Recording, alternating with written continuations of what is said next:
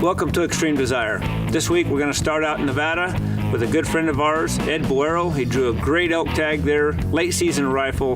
It's going to be a good show. Then we're going to step back a couple years. Our grandson Dylan got a youth cow tag, so we're going to take him out here in Central Oregon and see what he can do. I think you're going to love the show, so let's get to it.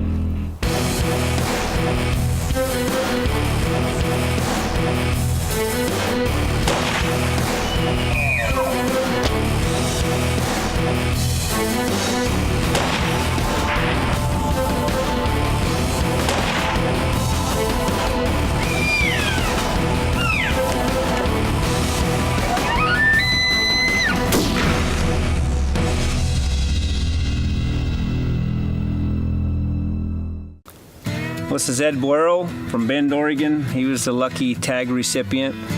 He put in for a lot of years. How many years did it take? That was actually 11 years. 11 years. Yeah, I'd actually drawn a deer tag in that same unit about 7 years ago, and while I was on that hunt, I saw a lot of elk.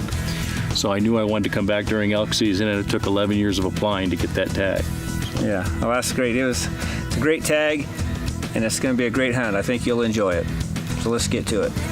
Yeah, so we left your house, I think, at about 9 or 10 o'clock and stopped on our way at the little horse camp, picked up a soda on the way, reached the edge of Oregon and stopped in the little town of Adel for lunch. Had a great hamburger at the store and had some really terrific mounts, including a real neat wolf mount that I hadn't seen before. And continued to drive into Nevada, across Nevada, and arrived in Ely at about 6 o'clock at night on the night, 2 nights before the hunt.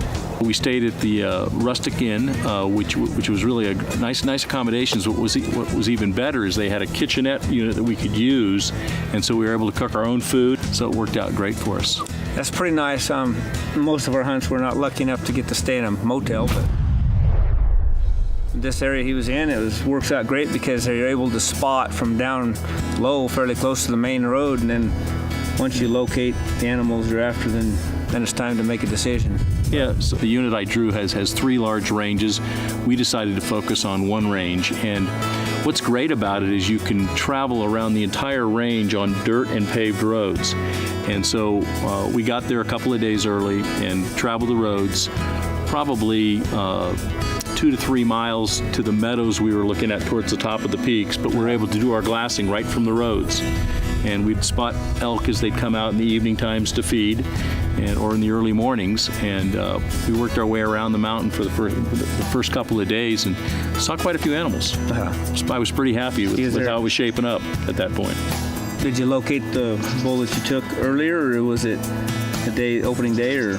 So we in those 2 days we had spotted probably 3 really good bulls and probably had seen a total of maybe 25 bulls. And so the night before the opener, we went back out to look and saw this particular bull. A couple of the bulls we saw looked like they were way far back in, and we really were having difficulty on how we were going to plan our stalk because there's not a lot of travel routes into these mountains. You really have to, there's a few roads here and there, and the first couple of big bulls we saw just were in pretty inaccessible areas. On the night before the hunt, right before dark, we spotted this one that looked like he was in a spot that we could get him. So we saw him the night before, woke up early the next morning, found him again in the same location, within a couple hundred yards, and watched him for a bit, looked a little bit at some other spots just to see if there was a better bull. Mm-hmm. And about 10 o'clock, we decided to come back and look at him again. And we watched him go to bed. We watched him head into the timber and go to sleep. And I would guess he was probably about 3 miles from our location and maybe about 3,000 feet above us on the mountainside. And so we had a pretty good idea where he was staying. We'd seen him there twice now.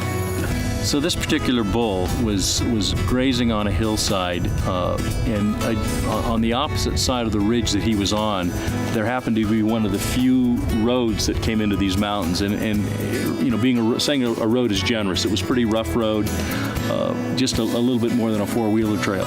And so we realized we could probably drive up that road and get within a mile of his location, and then have to hike up over the ridge and try to, get above the meadow that he was in. Welcome to Extreme Desire. Western big game hunting. It's not always perfect, but it's always real. Proudly brought to you by Benchmade Knives, made in USA. Cabela's, world's foremost outfitters. Coast Products, professional tools for the outdoors. Hanwag Boots, outdoor footwear since 1921. And Kafaru International, gear for life. Free range, public lands, Western big game hunting. It's our extreme desire.